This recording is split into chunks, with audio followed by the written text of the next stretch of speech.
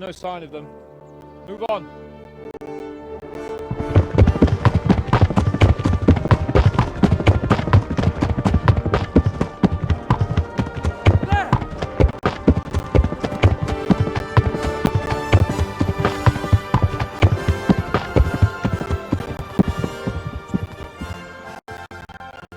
Glad to see Ishvan kept his word, sir. Not half as glad as I am, Your Grace. Well, we kept our word too, and now Toth has had his head start and he's fair game. Which way do they go? To the north, but I would be careful, Sir Hans.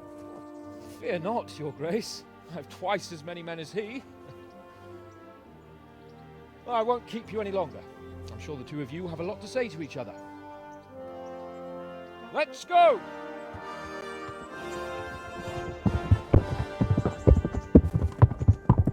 All right, Father? I am. They treated me quite decently. Although they did steal my horse, so I'll have to go back on foot.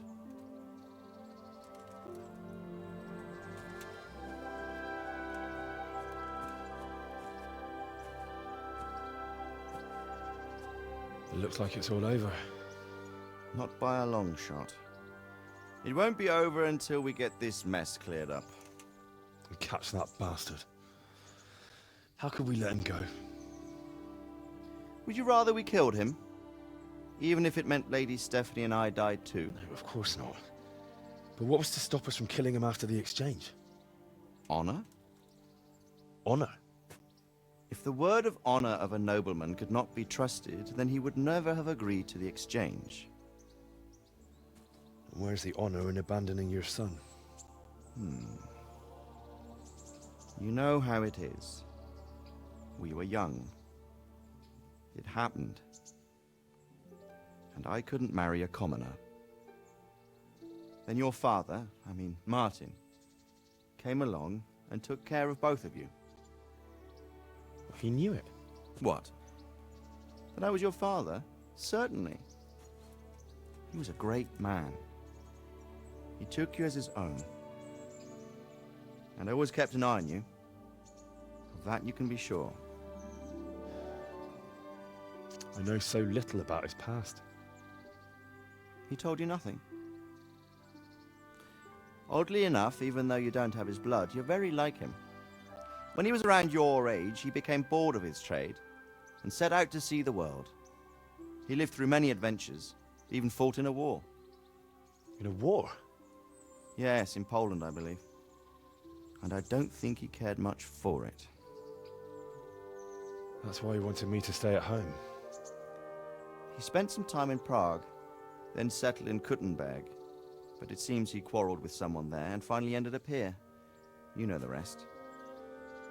I loved him, but even so, I somehow always had a feeling I didn't quite fit in. It was in your blood, I suppose.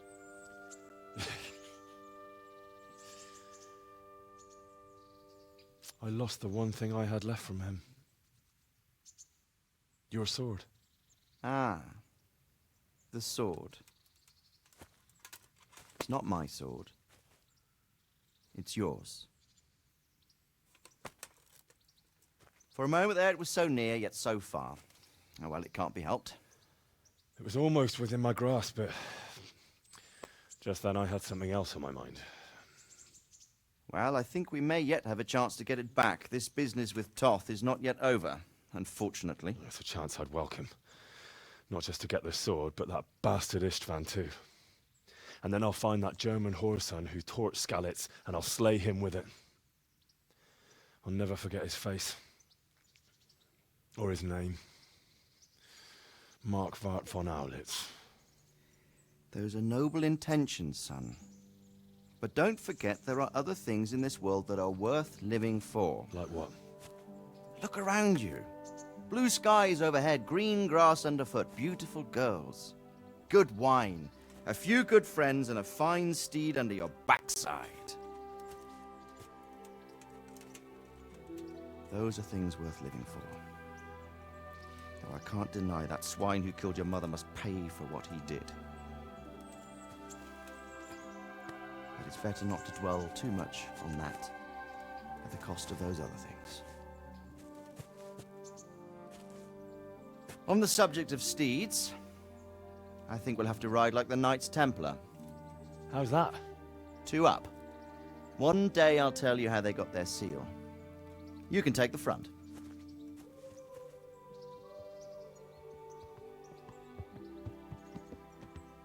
It's like I always imagined it would be, teaching my boy to ride. Although it would be better if you were a little smaller. My word, it's all go today, isn't it? I wonder who this is. I think I know. It's Margrave Jobst. The king's cousin? I wonder what he wants. I guess we'll find out soon enough.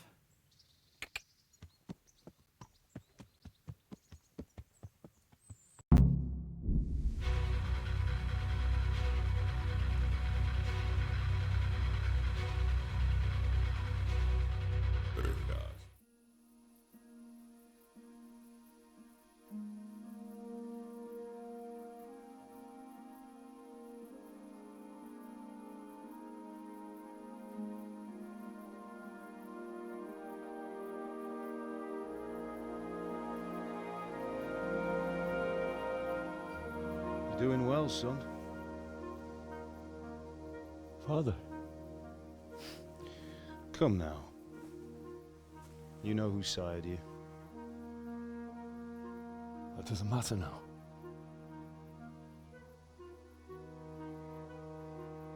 I miss you, Amar. I miss you very much. You'll be fine. We're proud of you. For what? I let you down. I lost the sword. I let that bastard get away. Don't be so hard on yourself. There was nothing you could have done to save us. And someone has to live and carry the torch. As for the sword, it's just a thing. You didn't want me fighting. Now look at me. Standing up to evil isn't the same as sowing its seeds. You did what was right.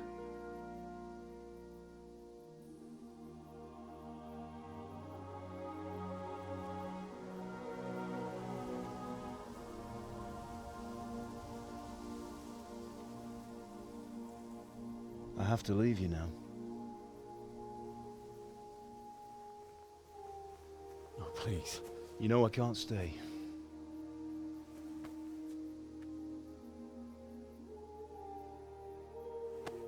Will I ever see you again? God knows.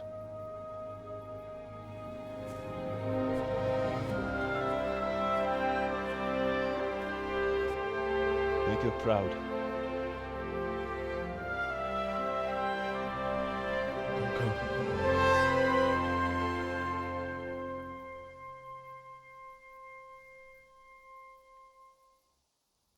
Don't go. Oh, don't go. No. What on earth were you dreaming about? I couldn't wake you, and it's well past dawn. Sir Radzig wants you at the upper castle. The lords are in council with Jobst. Right. I'll go straight away.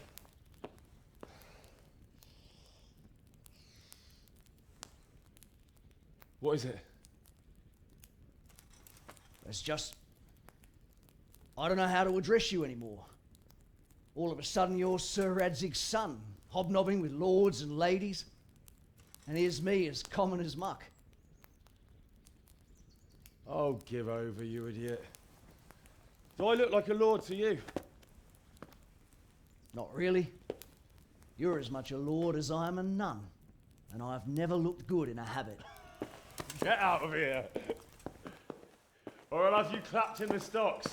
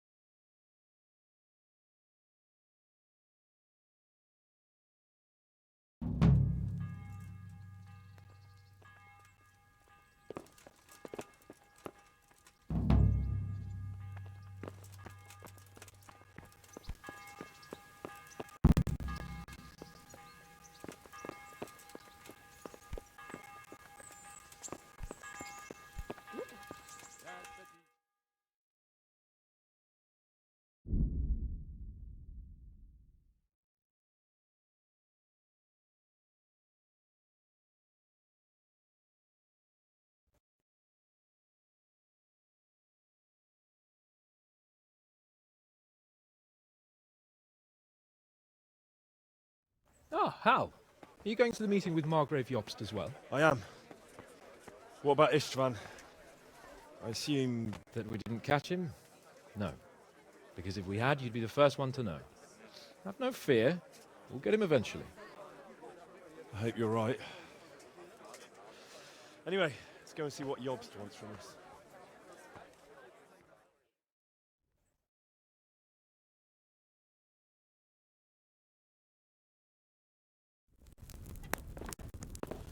My lords, Christ's blessings on you all. And on you, Lord Capon. And this is my son, Henry. I didn't know you had a son, Sir Redzig. It came as a bit of a surprise to young Henry, too. This gentleman here is John II of Liechtenstein, a member of my council. I'm honored, gentlemen. Come join us. Margrave Jobst was just about to tell us the reason for his visit. Your Grace? I'm sure we're all agreed, Your Graces, that all this unrest must come to an end. This kingdom needs a king. The question is, which king? My cousin, Wenceslas IV, who is being held in captivity. I have to confess, my lord, that your answer surprises me a little. If I'm correctly informed, until recently you sided with your other cousin, Sigismund. That I cannot deny, and I have always stated my position plainly. But times have changed. How have they changed, Your Grace? Sir, there is one thing on which we undoubtedly concur, that King Wenceslas, unfortunately, did not inherit his father's gift for governing. Sadly, his failures have cost Bohemia, the nobles, and our whole Luxembourg family a great deal of money and effort. How did the king let it go so far, damn it? It's in his temperament. He cares only for wine, women, and the hunt. A king, in fact, who never wanted to be king. Then why didn't he just let his brother have the crown?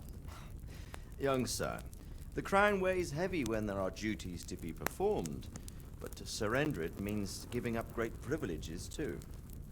But he did surrender power to his brother. When things started getting out of hand, Wenceslas appealed to Sigismund for help in restoring order. What, you're saying Wenceslas has invited him here? This is starting to make my head spin. Actually, it makes sense when you think about it. Sigismund wanted to re-establish the power of the whole House of Luxembourg. He thought if he helped Wenceslas win the imperial crown, in return his brother would help him become the king of the Romans, and leave the actual reign of Bohemia and the empire to him. Sigismund would govern, while Wenceslas could carry on doing what he was best at, enjoying the life of the imperial court. Why wasn't Wenceslas crowned Holy Roman Emperor long ago? He was already elected king of the Romans. All he had to do was go and let the Pope put the damn imperial crown on his head. Who knows? Maybe he'd prefer hunting and consorting with bathhouse wenches to spending time with the Pope. Well, so would I must admit. Sigismund's plan seemed sound enough, but it didn't quite work out, did it? It worked for a while. He and his brother reached an agreement. Sigismund took over administration of the kingdom and began planning Wenceslas's journey to Rome for the imperial coronation. But then Wenceslas realized he would just be a puppet with a crown. I must say, Margrave Jobst, Wenceslas and Prokop behave rather like naughty children in need of a good clout about the ears. Sigismund would agree. He was already planning his rule of Bohemia, and all of a sudden, the rug was pulled from under him. I'd say he lost his patience and decided he'd drag Wenceslas to the coronation kicking and screaming if he had to. Just like a naughty child, as you say. So he abducted him and your brother Prokop too, if I heard correctly. Correct. And you helped him do it, if I heard correctly. Yes, your graces, it's true. I was there when Sigismund abducted Prokop. I thought everything could somehow be settled, that we could make my brother see sense. But Sigismund just wanted to put an end to the dispute once and for all, whatever the cost.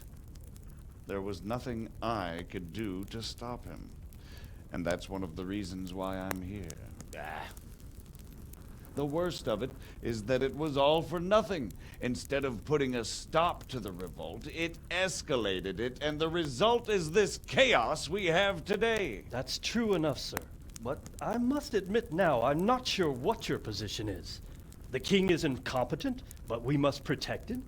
The simple truth, gentlemen, is that for all of Wenceslas's faults, we have no one else. So we'll have to make do with his idleness. People like him, though. But what can we do now? Sigismund has the League of Lords behind him. Otto von Berghof, Heinrich von Rosenberg. The situation has gotten completely out of control. Now even the nobles of the League of Lords are realizing that Sigismund wasn't the right choice. So now Berghof is on your side. Are we to assemble an army together with him and face Sigismund on the field of battle? We're not in Hungary now. Such affairs may be settled elegantly, without unnecessary hostilities or expenses. I have negotiated an alliance with the Hungarian bishops, the Polish, and of course the Czech nobility, against Sigismund. Every day he is losing the ground under his feet, and that's why I need your help too. What kind of help, though? Sigismund has a massive army, and Rosenberg, Berghof, and Prague are behind him. Do you have an army you could face him with? But that's not what I mean at all. There's been a revolt against Sigismund in Hungary, partly due to my efforts, and now he'll have to choose whether he wants to gain the Bohemian crown, which is a very risky enterprise, or hold on to the Hungarian one. He can't have both. And there's a tough struggle awaiting him in Hungary. I'm not sure he'll win, and Rosenberg and Berghof know it too. They're not stupid. If the Bohemian nobility stands together, they will turn. We are men of little consequence, Margrave. Radzig here lost everything because of his alliance with Wenceslas. Sir Divish came within a hair of the same fate. Even Rattay is defenseless against Sigismund and the League of Lords. What's more, your grace, King Wenceslas languishes in captivity in Vienna. He can't rule too well from there. And what do you propose? To sit with your arms folded till the Bohemian lands are turned to ashes like Skalitz? We have to put a stop to this senseless war! And do you know, sir, what the true position of the League of Lords is? I'm not on the best of terms with them at this moment, so you'll have to ask them yourselves. Yes. Why not? I'll go and visit Berghof at his castle and we'll see what he tells me. You know, that's not such a bad idea, young sir. True. Though a little risky. I doubt Berghof would harm a blue-blooded envoy.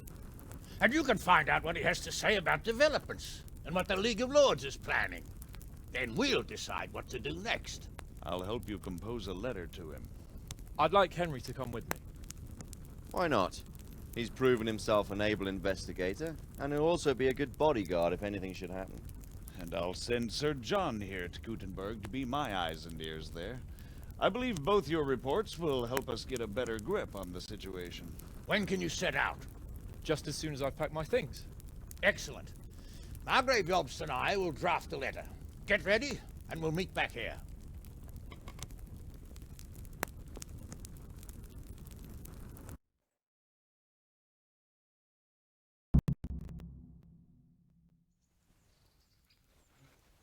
I expect it would be best to write it in your name as Lord of Lipa. So, it looks like you're off on a mission. Yes, I can't wait. I don't want to dampen your spirits, my boy, but watch out. These are evil times, and who knows what can happen along the way. Not to mention that Berghof is no saint. Don't worry. I know. You've shown you can fend for yourself, but do take care. You'll be traveling as Lord Capon's bodyguard. You'll be there to make sure nothing untoward happens to him. Keep your eyes peeled and your ears wide open. What Berghof tells you is one thing, but what you see may be quite another. Rest assured, Father. And don't get embroiled in anything else. Just hand over the letter, hear out his reply, and return. Yes. Very well. Berghof is at Trotsky Castle. I think you'll find it quite an eye-opener. It's one of the finest castles in the land. It's 3 days' ride from here, so unless you hit a snag along the way, you'll be back soon enough. Any questions?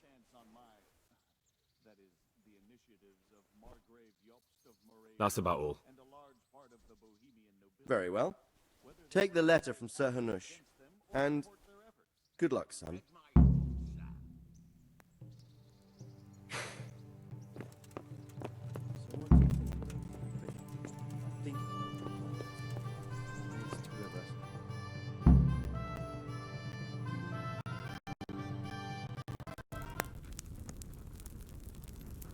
I believe we have written it well, gentlemen. Without a doubt. No one could deduce from this whether we are Sigismund's allies or foes. I must travel back to Brno now, but soon I will go to Brandenburg and I will stop here on the way back. By then, Sir Capon should be back and we can discuss how to proceed. Right. Before you leave, my lord, there is one thing that gives me no rest.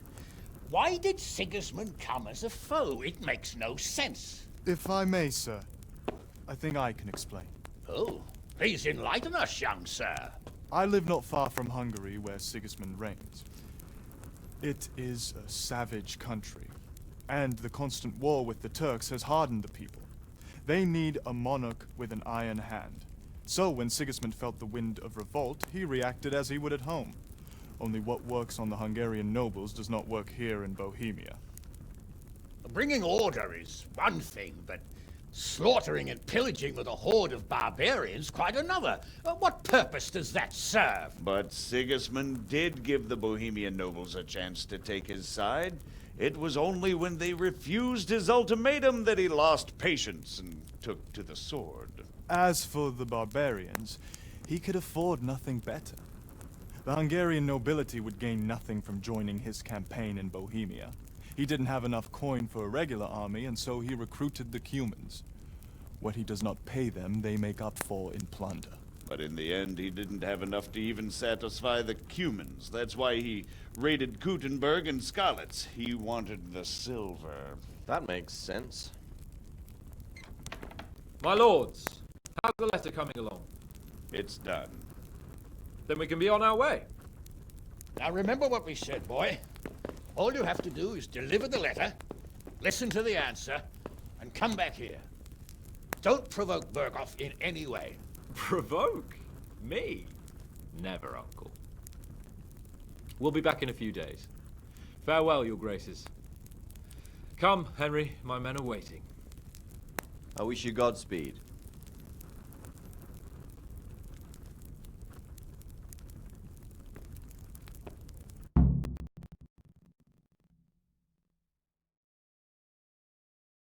My men are...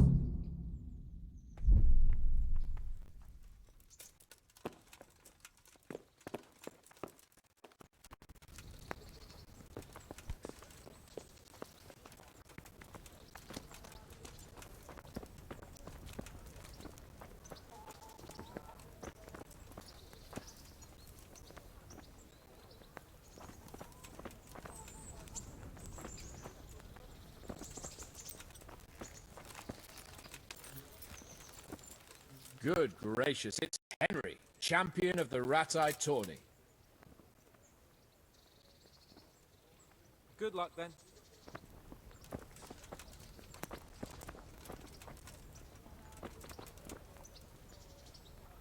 So, can we set off now, Henry?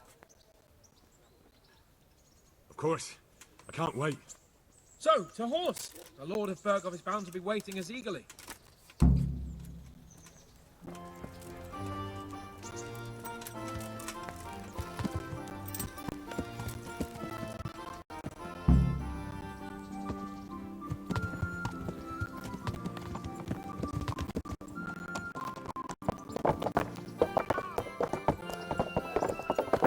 Yeah.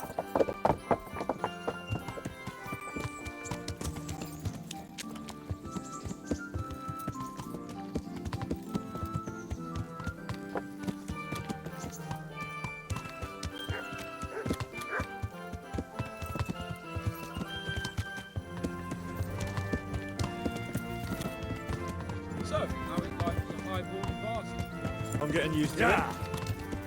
What about Rodzig? Has he accounted for not owning up to you the whole time? it. He explained it. All will be well, I think. Glad to hear it. It's far more acceptable for a nobleman to befriend a noble bastard than a blacksmith's son. Mind you, don't come to blows with a blacksmith, my young lord.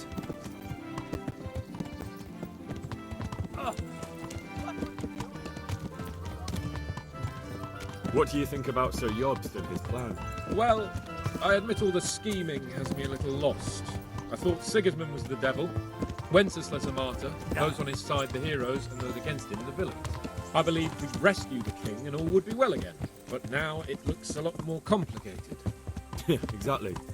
I didn't expect the noble lords to be as noble as the angels, but I hadn't expected such a sewer. They behave like children.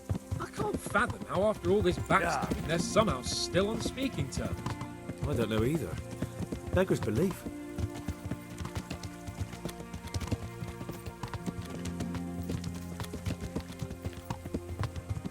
Did you know that King Wenceslas is such a... Feckless drunkard?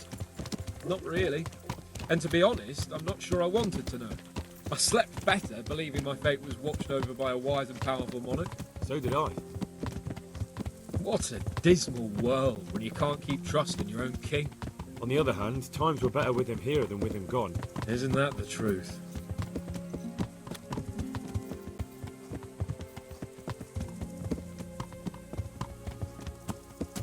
What do you think of Sigismund?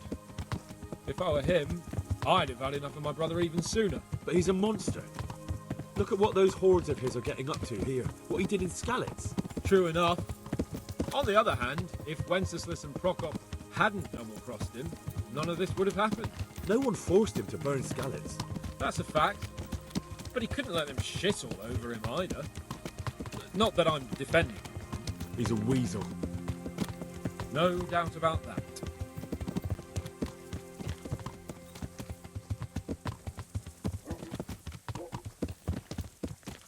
Do you know anything about Prokop? Ha! Sir Hanush could tell you a thing or two about him. Why? Last winter, a certain Sir Jan Sokol of Lamberg, a well-known knight, or robber baron to some, tried to occupy the city of Iglau, which was on the orders of none other than Prokop. And what has that got to do with Hanush? Well, he was there with him. Of course, that's not something to brag about in front of Jobst. And what was it all about? They wanted to occupy a city that was on the side of the League of Lords, but despite there being several hundred strong, they didn't take it. For one thing, they couldn't get past the Iglau women, with their pitchforks and cauldrons of hot water. I would never have thought of Sir Hanush as such a rebel.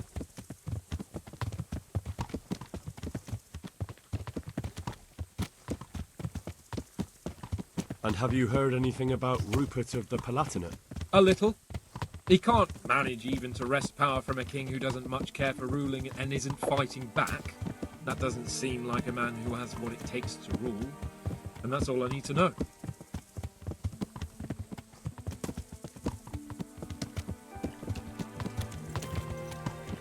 And that Berghoff we're going to see, do you know anything about him? I haven't heard much good about him, but I have a feeling that some other nobles are quite in awe of him. And his castle is apparently quite impressive. I'll be interested to see for myself.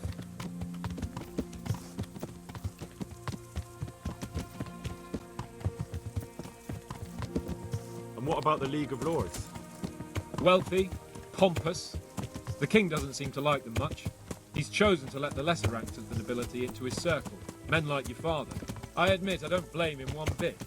But the lords weren't happy about their lost influence, so they put their foot down. If I were Wenceslas, I'd have let them hang after they abducted me the first time. But he gave them seats at the provincial council? Little wonder they're back at their old tricks.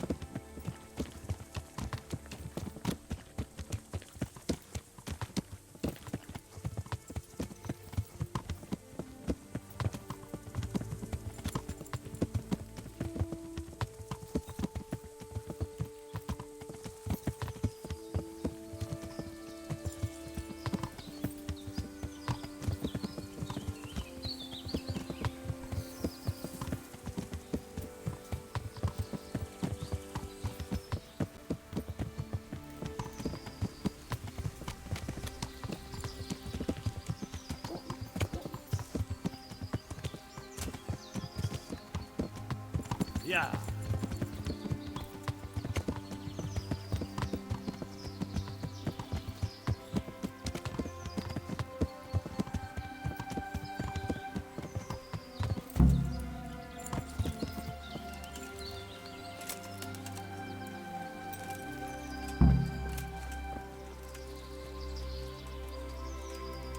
Greetings. What do you need? God be with you. Oh.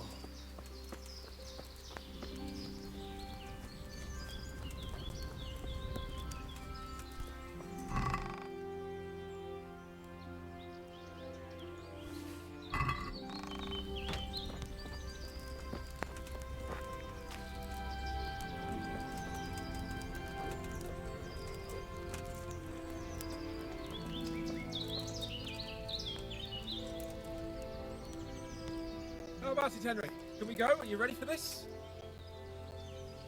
Of course. At last I'll get to see more of the country and have a bit of an outing. Quite.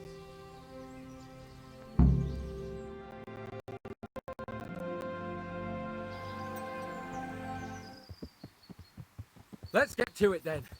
I finally have the feeling we're doing something worthwhile. We're helping to save the king.